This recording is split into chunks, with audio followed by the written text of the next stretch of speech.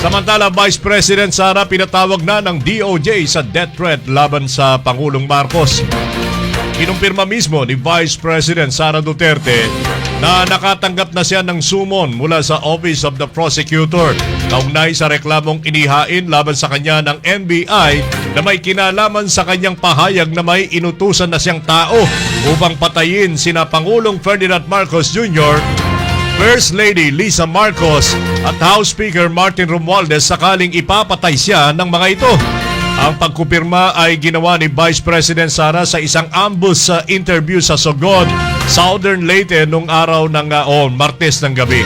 Ayon kay Vice President Sara, in fact ako man ay nakareceive din kanina ng sumon sa Office of the Prosecutor na final ng NBI na kaso laban sa akin. Kinumpirma rin naman ni Prosecutor General Richard Padulyon na ipinatawag na nga nila ang Vice Presidente hinggil sa gagawing paunang pagdinig sa naturang kaso sa Mayo 9 at Mayo 16.